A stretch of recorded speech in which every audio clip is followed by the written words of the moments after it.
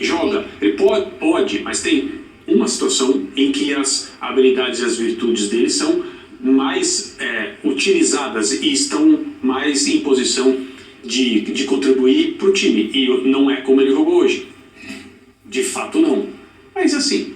Mas é um jogador que pode sim, se dependendo desse posicionamento, ser um titular todo esse ciclo aí, sem dúvida alguma, né, fazendo ali na frente com o Vinícius, com o Neymar, que a gente não vai descartar, que eu acho que joga esse ciclo ainda, né? Assim que se recuperar lá pro segundo semestre volta. Então, assim, são jogadores. O Rony, que hoje foi tão elogiado, entra naquilo que você falou. Ele concorre com o Antony, ele concorre com o Rafinha, que hoje não estava aí, enfim, e concorre com ele mesmo jogando no Brasil e os outros jogando lá fora. Aí tem esse desafio também que pesa. O desafio do próximo treinador é um desafio para corrigir um problema que o Brasil tem há vários anos, várias Copas, que é um meio de campo que não é um meio. Nós escalamos e produzimos setores no meio de campo que não são de imposição técnica.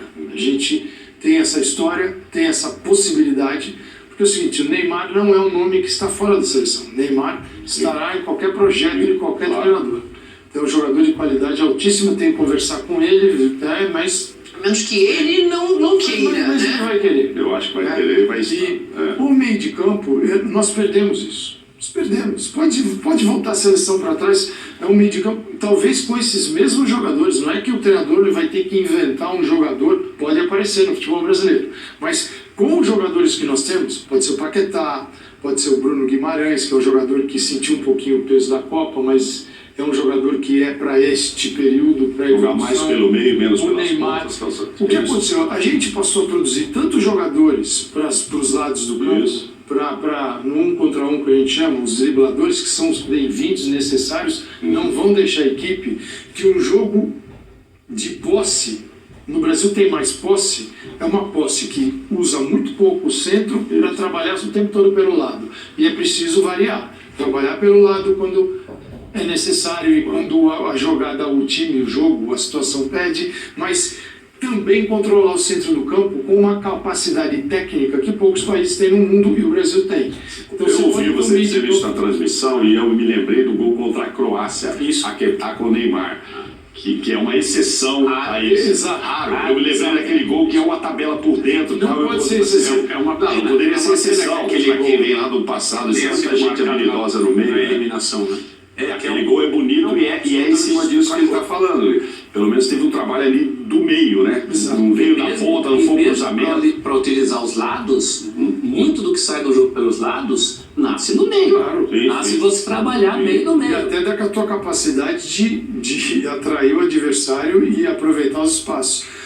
O que eu estou dizendo não é uma questão de é um meio de campo que só vai tocar bola. Não é. O jogo ele te impõe várias situações e momentos diferentes. Tem aquele jogo que você precisa de um passe mais longo, vai ter. O Brasil tentou isso. O Marrocos subia, jogava nas costas, funcionava, mas em alguns momentos o passe mais longo, vai ter. Você está na fase ofensiva, o adversário está todo instalado lá dentro da área dele, você tem que circular a bola e não só ficar batendo ou jogando no lado para cruzar. Deixa eu fazer uma pergunta. É preciso desenvolver o jogo. Você acha que o Paquetá ele acaba sendo muito o símbolo dessa falta de jogo no meio campo? Porque eu vejo o Paquetá muito criticado em rede social, porque acompanha a seleção brasileira, e eu acho que ele tem potencial para entregar mais do que ele entregou nessa Copa e até no jogo de hoje. Talvez seja uma mudança também de posicionamento do entorno dele, ou não? O Paquetá em si pode evoluir e está devendo na seleção? As duas coisas, assim, mas uma impacta na outra. Se o entorno está muito bem construído, o jogo dele vai ser superior.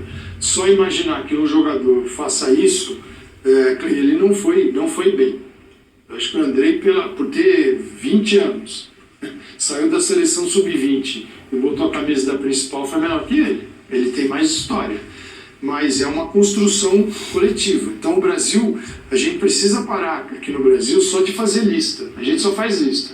A lista é boa, a lista é ruim. A gente não olha qual é o produto dos caras que estão lá dentro de campo. O produto não importa, o que importa é a lista. Tem no meu time, não tem no meu time. Esse merece, esse não merece. Uma seleção pode ser feita também de jogadores que a gente aqui concorde que não são um um jogador escolhido não é o melhor da posição dele, ou da função dele, mas ele é aquele que melhor entrega na seleção para o projeto coletivo.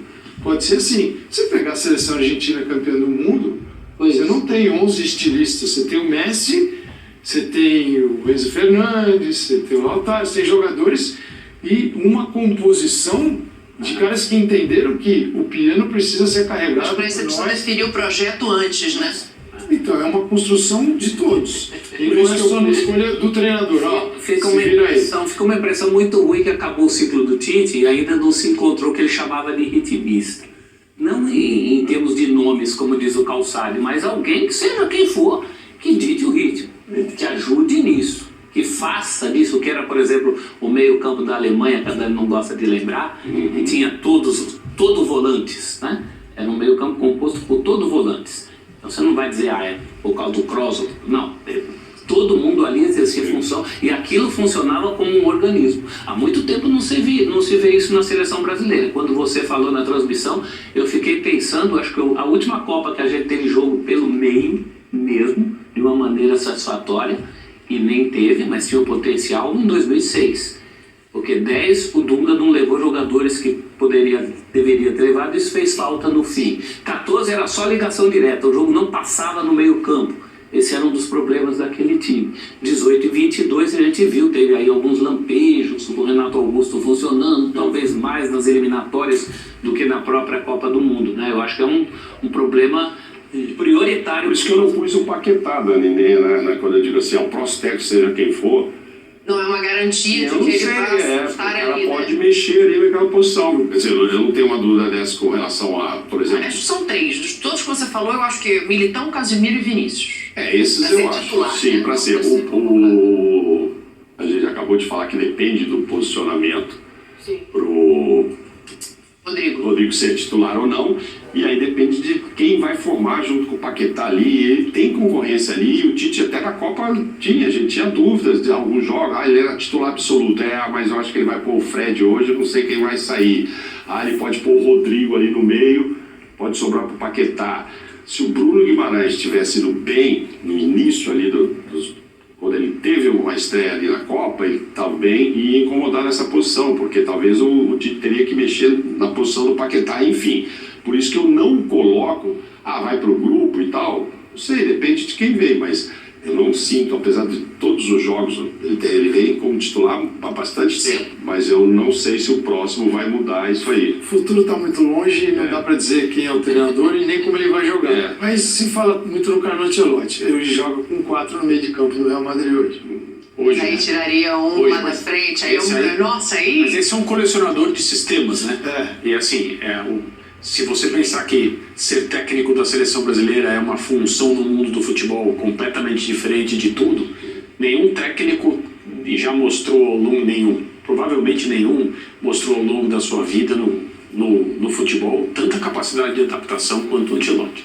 Você pensar os presidentes / donos de clubes com os quais ele já trabalhou e bem, é um negócio impressionante, né? Berlusconi no Milan, foi técnico da Juventus com o Zanielli, trabalhou com o Roman Abramovich no Chelsea, Florentino Pérez em várias ocasiões, trabalhou no PSG com os árabes donos desse novo rico do futebol, Bayern de Munique, que é uma estrutura diferente comandada também, né? por ex-jogadores. Então esse cara, o Everton, acho que aí é algo distinto, né?